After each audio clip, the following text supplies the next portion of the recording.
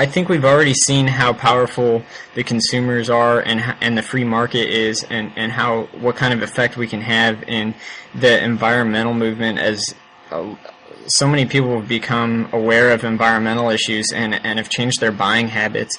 And there are many companies who are profiting greatly from environmentally friendly products. And also you see companies such as the American car makers that are not making efficient automobiles.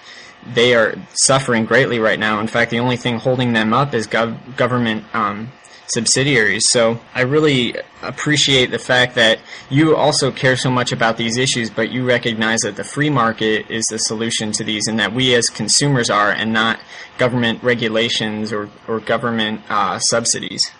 Well, yeah, and in fact, the government regulatory bodies are almost always run by people from the industry. How absurd is that, The person regulating an industry was CEO of a company in that industry previously and probably will be again. And, this revolving door policy, the people running our government are also the ones running our big corporations. So the corporations ultimately have the control.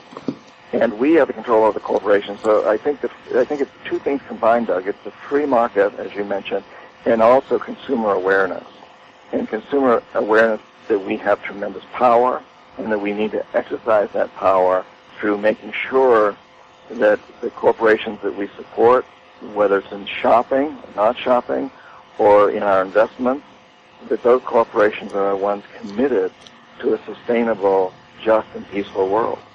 What do you think of this revolution movement? It's very centered around the Ron Paul campaign and similar candidates. Are you familiar with this, and what do you think about that? Well, I am familiar with it, and I think, I think, in a way, I think it's sad that Ron Paul didn't get more airtime, more recognition.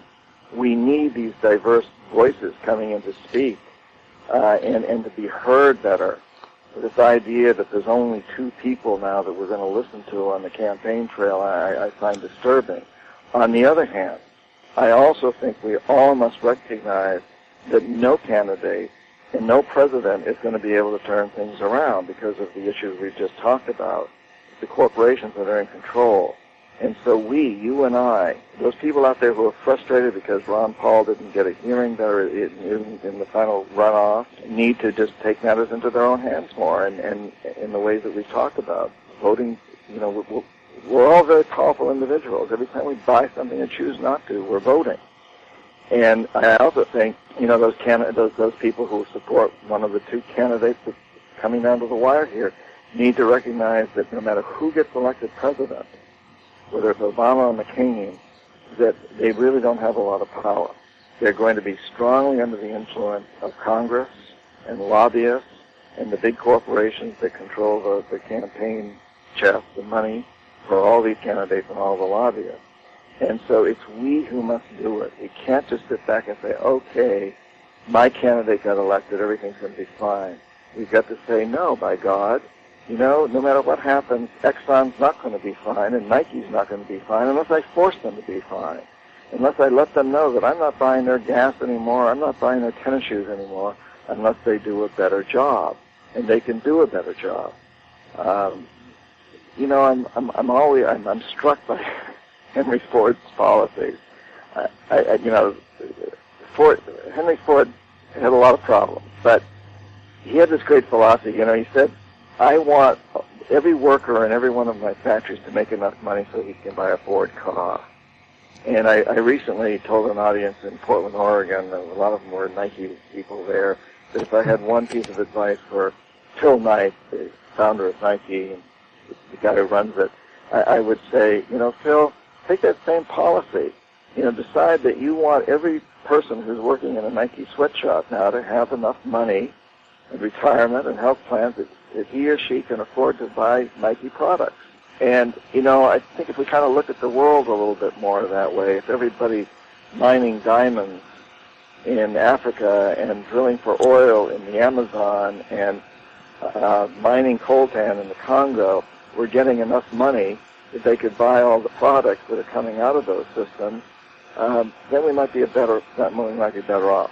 I also think, incidentally, we've all got to stop buying nearly as much as we're buying. We've got to cut back on the raping and pillaging of the Earth's resources in any case. You said in the book that you asked yourself who benefits from the wars and the destruction of environments and cultures that was happening in all these third world countries.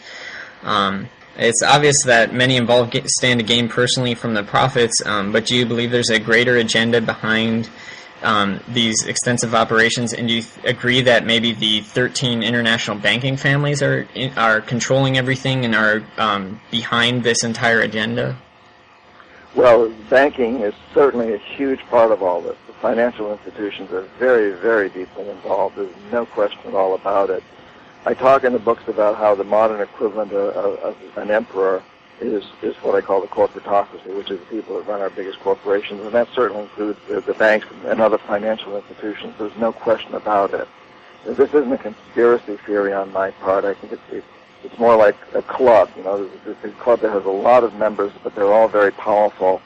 And I think rather than getting together to conspire to do anything illegal, they're all driven by the same motive, and that is to maximize profits regardless of the social and environmental costs.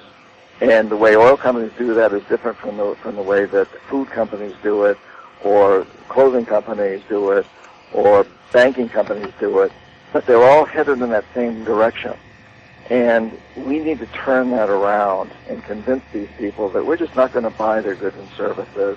And the banks then catch on too, because we've got to be buying the goods and services from their clients, or they go out of existence. We're not going to buy their goods and services unless every one of them makes a commitment to creating a sustainable, just, and peaceful world.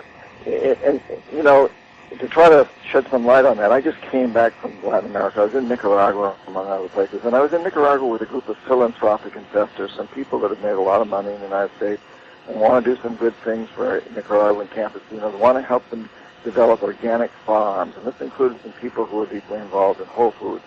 Then they want to buy the products from these organic fruit farms to sell in stores like Whole Foods. Well, we traveled around Nicaragua. We met with a lot of government officials and campesinos, and what we discovered was that a lot of the farmland in Nicaragua has been destroyed by Dole and Chiquita and the other big agribusinesses. Can't be farmed organically, but it could be cleaned up.